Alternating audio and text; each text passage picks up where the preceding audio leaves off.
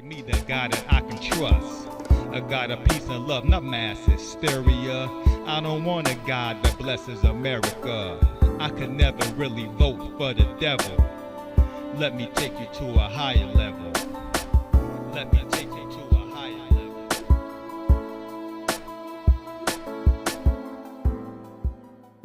Adult Life, Part 1.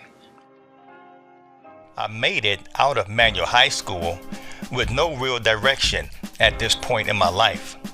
I didn't like school, so college wasn't an option at this point. My father was pointing me towards the military. I took the ASVAB test for the Air Force and I missed the minimum score by 2 points. I retook the test and I scored lower on the test, so I opted for the Army. I had scheduled to take my physical in Chicago when my uncle had called me the day I was supposed to go up there to take my physical, and he talked me out of it. I ended up moving to Wisconsin. I messed around up there for a year till 1985 before returning to Peoria. Racine, Wisconsin.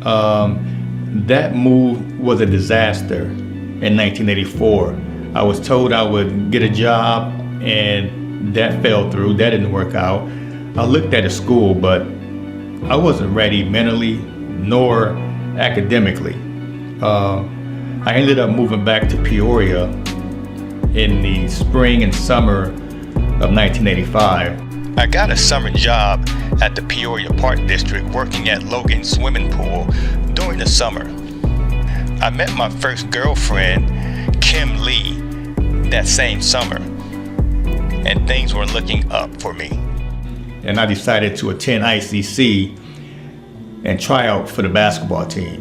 I knew I had the skills to play. I wanted to give it a shot before it got too late. So I tried out as a walk-on. I had a good 2-year career at Illinois Central College from 1985 to 1987, scored a career high 39 points in a single game, made all conference, and made all region second team. And I earned my 2-year degree from Illinois Central College. Yeah, I enrolled at ICC and I started going to open gyms, and there were guys there asking, who was I? And a physical ed teacher told them I was a guy, a walk-on, just trying out, and that I probably wouldn't make the team. I ended up making the team, and I ended up getting a starting position. And that same physical ed teacher, he came up to me after the game and he shook my hand and he said, "You belong out here." He said that you belong, and that meant a lot. I transferred to Clarion University of Pennsylvania the following year. I earned a starting spot as a small forward. We struggled as a team, but I had a lot of fun. I chose to major in political science and sociology, but I never took my academics seriously.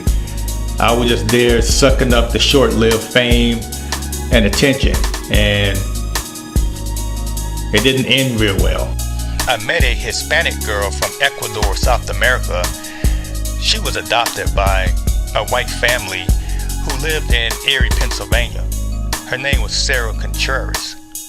I ended up getting her pregnant my junior year, not mature enough to deal with being a father or going steady or getting married at the time. For me, this was an altering, life-changing event. One time, we had a game up in Erie, Pennsylvania. That's where Sarah's mom lived, right? And she came out to the game, and right before we were about to hit the court and warm up, she stopped me and told me that I was gonna take care of this child, and I had no business getting her daughter pregnant. And that shocked the hell out of me. I mean, my mind was everywhere that year. I couldn't focus on anything. It was a lot of pressure.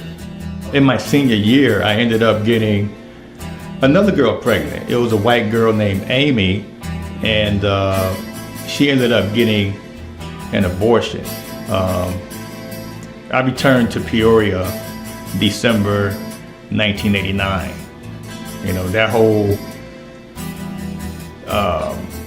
2-year thing at Clarion University was crazy.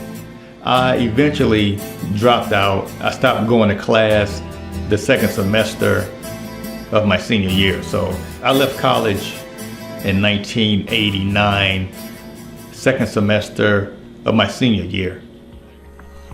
Hey, yo. We just don't talk it, we walk it, the biz. Put your money back where your mouth is. 309 Sports, Indigenous Protocol. Coming together, doing this to show y'all. Two brothers that know the deal. Coming out the P and we keeping the real. Chris O. Davis and Michael W. Hurt. We got a vision that we putting in work.